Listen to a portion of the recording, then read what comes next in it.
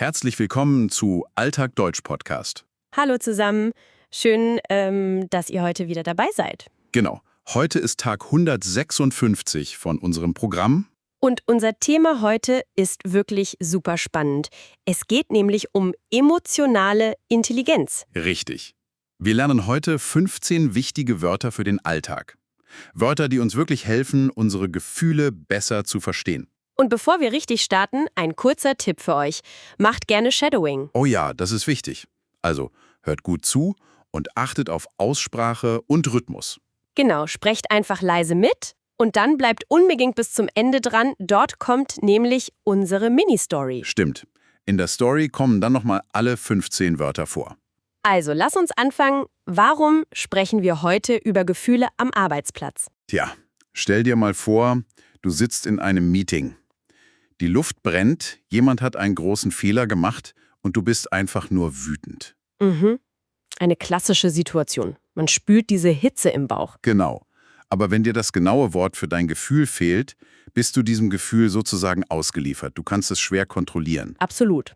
Wenn wir unsere Gefühle benennen können, können wir auch besser reagieren. Und das bringt uns direkt zu unserem ersten Wort. Richtig. Das erste Wort ist ein Substantiv. Die Gelassenheit. Auf Englisch sagen wir dazu Composure. Genau, Composure. Die Quelle definiert Gelassenheit als innere Ruhe bei Stress. Also wenn der Server abstürzt oder das Telefon ständig klingelt, bleibt man innerlich ruhig? Aber da muss ich mal kurz einhaken. Oft denken Leute doch, Gelassenheit bedeutet einfach, dass einem alles egal ist, oder? Naja, das ist ein typischer Fehler. Gleichgültigkeit heißt, du ignorierst das Problem. Du tust so, als wäre nichts. Ah, okay.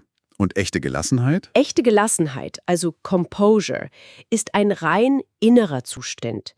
Du siehst das Problem, dein Gehirn merkt, oh, das ist Stress, aber du gerätst nicht in Panik. Das heißt, ich halte die automatische Reaktion einfach zurück. Ich bleibe im Kopf ruhig. Ganz genau. Und wenn man im Kopf ruhig bleibt, kann man auch besser handeln. Das bringt uns zum nächsten Substantiv auf unserer Liste. Richtig. Das zweite Wort ist die Besonnenheit. Auf Englisch bedeutet das Prudence. Prudence, genau. Die Erklärung hier ist ruhiges, überlegtes Handeln. Also Gelassenheit ist das Gefühl innen und Besonnenheit ist die Handlung außen. Das finde ich ein tolles Bild. Wie ein Kapitän auf einem Schiff im Sturm. Er hat Gelassenheit, weil er innerlich ruhig bleibt. Ja, voll. Und seine Besonnenheit, seine Prudence zeigt sich darin, dass er klare Befehle gibt und nicht wild herumschreit. Aber mal ehrlich, wenn alle in Panik sind und einer bleibt ganz kalt, wirkt das nicht manchmal etwas arrogant? Das kann passieren, ja. Und genau deshalb brauchen wir das dritte Wort. Ein sehr wichtiges Konzept. Ah, du meinst die Selbstakzeptanz. Genau. Auf Englisch Self-Acceptance. Das bedeutet, sich selbst und seine Fehler anzunehmen. Richtig. Eine gesunde Selbstakzeptanz hilft uns, eigene Schwächen nicht als völliges Versagen zu sehen. Wenn der besonnene Chef also einen Fehler macht, kann er zugeben, hey, das war mein Fehler. Absolut. Ohne Self-Acceptance versucht man nur, seine Fehler zu verstecken. Man wird aggressiv. Das stimmt. Wenn man Angst hat, das Gesicht zu verlieren, ist man permanent im Stressmodus. Genau. Und das war jetzt sozusagen das innere Fundament. Wenn dieses Fundament stark ist, können wir uns um andere Menschen kümmern. Richtig. Wir arbeiten ja nicht alleine im Büro. Wie reagieren wir also auf Kollegen? Hier kommt das vierte Wort ins Spiel. Die Rücksichtnahme. Auf Englisch heißt das Consideration. Consideration, ja. Die Definition ist Achtsamkeit für andere. Man könnte denken, Rücksichtnahme klingt ein bisschen nach Kindergarten, ne? Seid lieb zueinander. Genau das dachte ich auch. Ist das nicht ein bisschen naiv für die harte Arbeitswelt? Überhaupt nicht. Rücksichtnahme, also Consideration, ist wie ein Radar. Du merkst, dass ein Kollege heute extrem still ist? Ah, ich verstehe. Es ist die Voraussetzung, um überhaupt zu sehen, wie es den anderen geht. Richtig. Und wenn dieser Radar etwas findet, brauchen wir das nächste Substantiv, das Mitgefühl. Auf Englisch Compassion. Genau. Mitgefühl zeigt man, wenn es einem Kollegen persönlich schlecht geht. Also man sieht den Menschen hinter der Arbeit, man merkt, dass er leidet. Ja, aber auch hier gibt es eine Gefahr.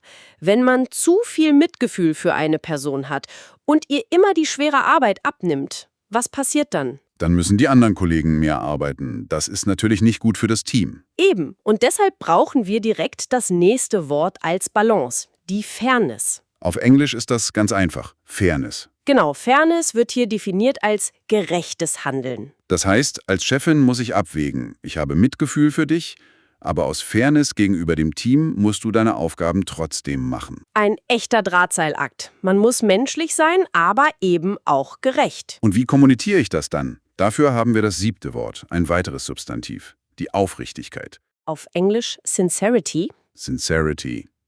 Und das dazugehörige Adjektiv haben wir auch direkt auf der Liste, aufrichtig. Auf Englisch sincere. Genau. Das bedeutet eine authentische, ehrliche Haltung. Unsere Quelle sagt wunderbar, es bedeutet von Herzen ehrlich zu sein. Von Herzen ehrlich, das klingt toll. Aber radikale Aufrichtigkeit kann auch verletzen, oder? Ja, total. Wenn du einfach sagst, deine Präsentation war schrecklich, ist das zwar ehrlich, aber die Beziehung ist danach kaputt. Wie verhindert man also, dass diese Aufrichtigkeit böse ankommt? Das ist eine super Überleitung. Bevor wir erklären, wie man das macht, haben wir noch eine kleine Erinnerung für euch. Stimmt. Wenn euch unser Podcast hilft, abonniert gern den Kanal und gebt uns einen Daumen nach oben. Das unterstützt uns sehr. Danke. So, und jetzt schauen wir uns an, wie wir im Büro wirklich gute Brücken bauen können. Wir kommen nämlich jetzt zu den Verben auf unserer Liste. Das 8. Wort heute ist das Verb ausgleichen. Auf Englisch to balance. Und ganz wichtig für euch im Perfekt sagen wir, er hat ausgeglichen. Er hat ausgeglichen, genau.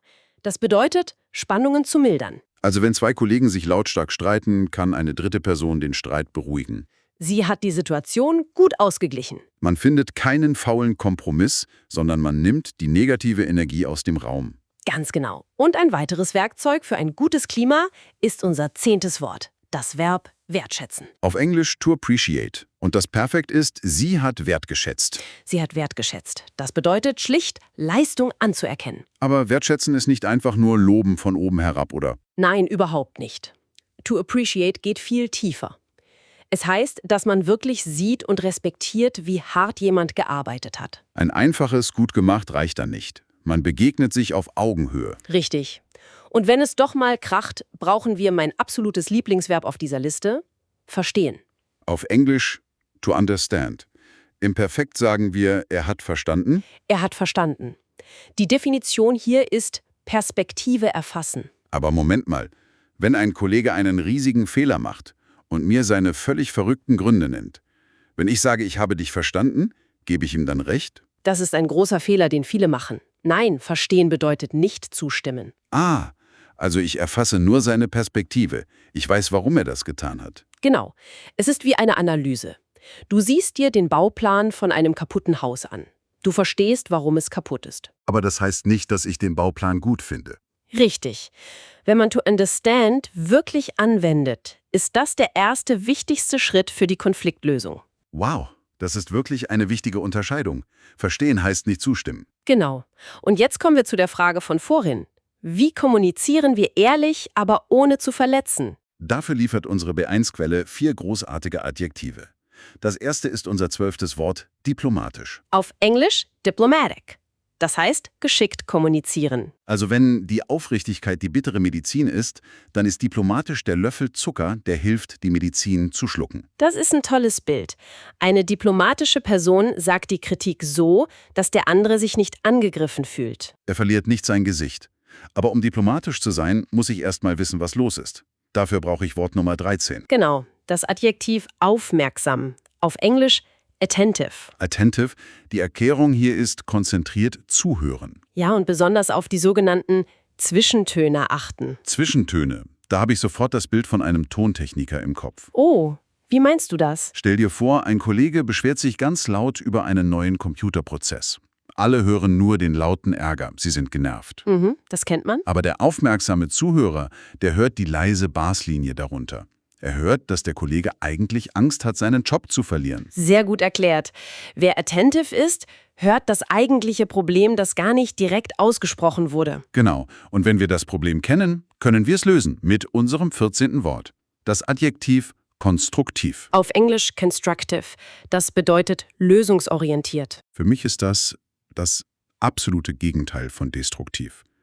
Destruktiv ist alles, ist futzbar, das Haus brennt.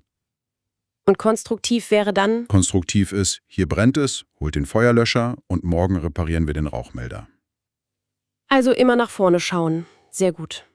Und wenn wir all diese Dinge tun? Wenn wir Gelassenheit haben, Fairness zeigen und diplomatisch sind. Genau. Dann erreichen wir als Team den Zustand, den unser letztes Wort beschreibt.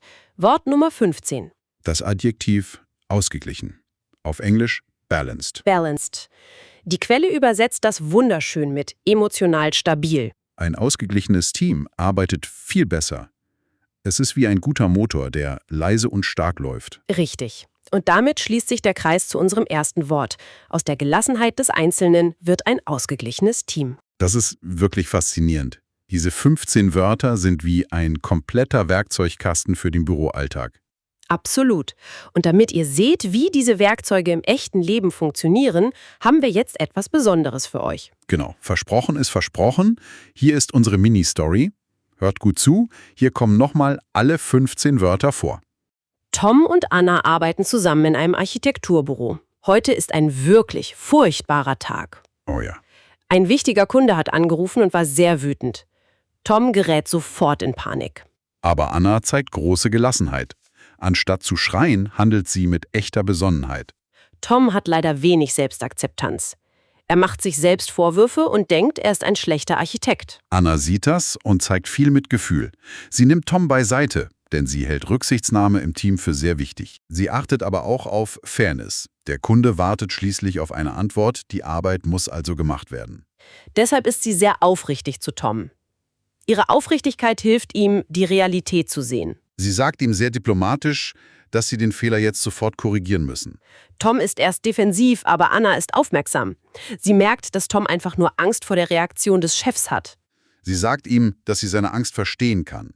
Sie hat verstanden, warum er so reagiert hat. Durch diese ruhige Art hat Anna die harte Spannung im Büro schnell ausgeglichen. Sie hat die Situation wirklich ausgeglichen. Tom beruhigt sich. Er hat Annas Hilfe sehr wertgeschätzt. Er hat wirklich wertgeschätzt, dass sie ihn nicht im Stich gelassen hat. Gemeinsam machen sie einen Plan. Annas Vorschläge sind sehr konstruktiv. Am Ende des Tages rufen sie den Kunden an und lösen das Problem. Das ganze Team ist wieder völlig ausgeglichen.